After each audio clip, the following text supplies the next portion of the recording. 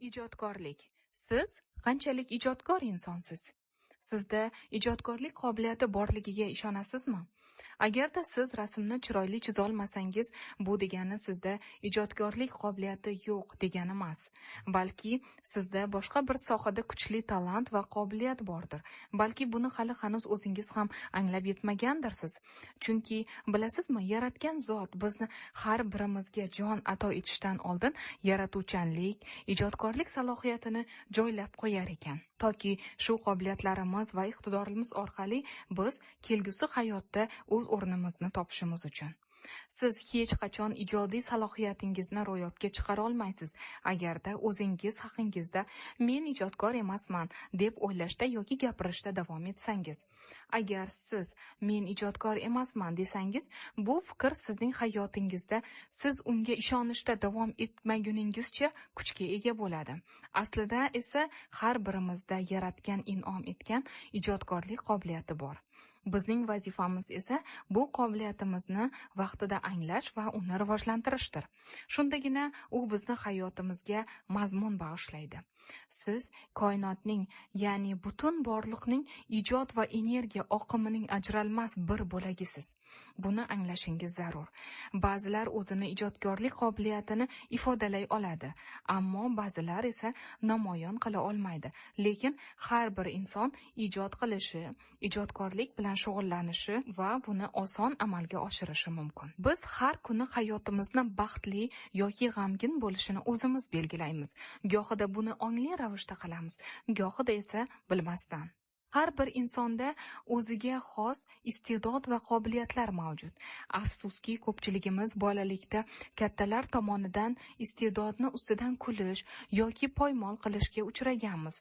Ular buni go'yoki bizga yaxshi niyatda, yaxshi bo'lishi uchun qilishgan yoki gapirishgan. Meni o'qitgan o'qituvchim hali hanuz esimda, bir kuni menga baland bo'yli bo'lganim uchun raqs bilan shug'ullana olmasligimni aytgan edi.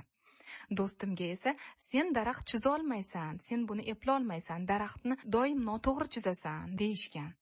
Qarang, qanday bema'ni gaplar. Ammo biz kattalarga bo'ysunishga o'rgatilgan muhitda ulg'ayganmiz va ularni bu qarashlarini ongsiz ravishda qabul qilamiz. Endi esa xohlasak bularni barchasini unutishimiz, rad etishimiz va o'zimiz xohlagan tarzda fikrlashga haqqimiz bor. Siz Allohning eng suyukli bandasisiz. Bilingki, u sizni sevadi. U hech qachon xato qilmaydi. Yana bir noto'g'ri fikr bor.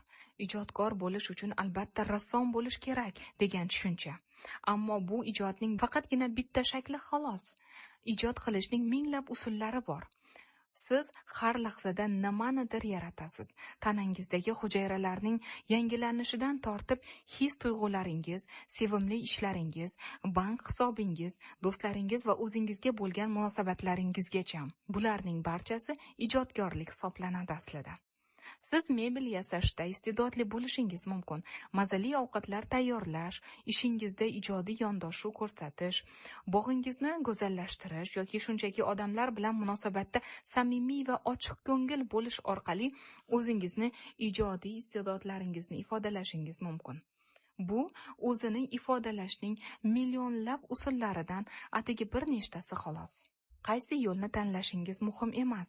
Muhimi, qilayotgan ishingiz sizga bir dunyo quvonch olib kelishidir. Agar yuragingizda uzoq vaqtdan beri orzu qilib yurgan, lekin hali amalga oshira olmagan bir istak bo'lsa, bu ilohiy bir belgidir. Sizning ichki ovozingiz sizga u haqida signal beradi.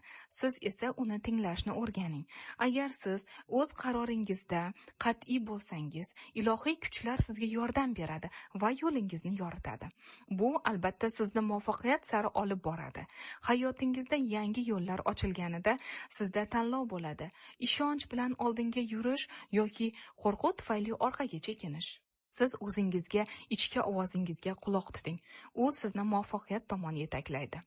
Men bilaman, bu qo'rqinchli tuyulishi mumkin. Barcha odamlar nimadandir qo'rqishadi.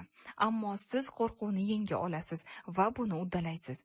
Unutmang, Alloh sizni sevadi va sizning barcha ishlaringizda muvaffaqiyatli bo'lishingizni xohlaydi. Siz har bir daqiqada, har kundalik harakatlaringizda o'zingizning ijodkorlik qobiliyatingizni ifodalay olasiz aslida. Siz o'zingizga xos va mos bo'lgan yo'ldan borasiz. Buni tushunganingizda men iste'dodsizman yoki men hech narsaga qodir emasman kabi eski yolg'on e'tiqodlardan, qarashlardan xalos bo'lib, istagan loyihaga dadil kirisha olishingiz mumkin. Agarda siz yoshim katta deb yangi narsalarni o'rganishdan bosh tortsangiz, juda katta xato qilasiz. Mening hayotim faqat o'qituvchilik qila boshlaganimdan keyingina mazmunli bo'la boshladi. O'shanda men 40 yoshdan oshgan edim. 50 yoshimda kichik bir nashriyotga asos soldim. 55 yoshimda esa kompyuter olamiga kirib keldim. O'zimdagi qo'rquvni yengish uchun esa kompyuter kurslariga yozildim. 60 yoshimda ilk bor bog'dorchilik bilan shug'ullandim. Ekologik toza mahsulotlarni o'z qo'llarim bilan yetishtira boshladim. 70 yoshimda bolalar rassomchilik studiyasiga qo'shildim. Oradan bir necha yil o'tib men butunlay husnixat yozish usulubimni o'zgartirdim. Bunga meni sizning husnixatingiz hayotingizni o'zgartirishi mumkin kitobining muallifi Rojers xonim ilhomlantirdi. 75 yoshimda kattalar uchun tasviriy san'at kursini tugatdim va hozir mening rasmlarim katta ko'rgazmalarda sotilmoqda. O'qituvchim esa menga haykaltaroshlik bilan shug'ullanishni maslahat bermoqda. Yaqinda men yoga bilan qiziqib qoldim va hozirda ijobiy natijalarga erishib kelyapman. Bundan bir necha oy oldin men har doim qo'rqib kelgan narsani sinab ko'rishga qaror qildim, ya'ni raqs. Hozir haftasiga bir necha mashg'ulotlarga boraman, lekin eng muhimi bolalik orzuyim amalga oshdi. Raqs tushishni o'rgandim. Men hayotimda hali sinab ko'rmagan narsalarni o'rganishni yaxshi ko'raman. Kim biladi, kelajakda yana nimalar bilan shug'ullanishga to'g'ri kelishi mumkin. Birgina aniq biladigan narsam shuki, men affirmatsiyalar bilan shug'ullanishni va yangi ijodiy imkoniyatlarimni kashf etishdan to'xtamayman, toki bu hayotni tark etadigan kunim yetib kelmagunicha. Agar siz anchadan beri o'ylab yurgan va boshlay olmayotgan loyihangiz bo'lsa yoki shunchaki o'zingizdagi yashirin iste'dod va qobiliyatlaringizni kashf etishni xohlasangiz, men sizga quyidagi affirmatsiyalardan foydalanishingizni tavsiya etaman.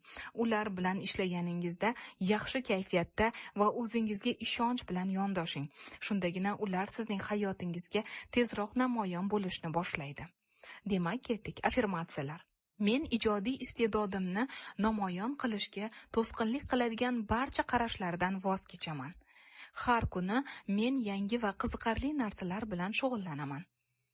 Mening ijod olamidagi har bir ishim oson va tabiiy kechadi. Fikrlarim yuragimning eng tubida shakllanadi. Men o'z iste'dodimni namoyon qilishim uchun yetarlicha vaqt va imkoniyatga egaman. Oilam mening orzularimni amalga oshirishimda to'liq qo'llab-quvvatlaydi. Barcha ijodiy loyihalarim menga muvaffaqiyat olib keladi. Men hayotimda mo'jiza yaratishga qodirman. Men qobiliyatlarimni rivojlantirishda erkin harakat qilaman. Men noyob, o'ziga xos ijodkor shaxsman. Men musiqadan, san'atda, raqsda, adabiyotda zavq beradigan menga har qanday ijodiy iste'dodlarimni ro'yobga chiqara olaman. Ijodiy fikrlarni o'zimda shakllantirish orqali yangi muvaffaqiyatlarga erishaman. Men bu yondashuvni hayotimning har bir sohasiga tatbiq qilaman. Men aniq va ijobiy fikrlayman va qobiliyatlarimni yengil ifodalayman. Har kuni o'zimni yanada ko'proq ijodkorlik xususiyatlarimni kashf etaman. Ishim iste'dod va qobiliyatlarimni amalga oshirishimga yordam beradi. Men ishimni sevaman. Mening qobiliyatlarim cheksiz. Ichki ijodiy imkoniyatlarim doim meni hayratga soladi va xursand qiladi. Men xavfsizman, qilayotgan ishimdan esa mamnunman. Mening iste'dodim insonlar tomonidan qadrlanadi. Noyob qobiliyatlarimni atrofdagilar e'tirof etadi. Mening hayotim juda ham zavqli va u bir joyda turmaydi. Har lahzada yangilanadi. Mening yuragim cheksiz kuchimning manbaidir. Men yuragimning ovoziga quloq solaman. U menga har doim to'g'ri yo'lni ko'rsatadi. Men hayotning quvonchli, chiroyli ifodasiman. G'oyalar menga osonlik bilan tabiiy ravishda keladi.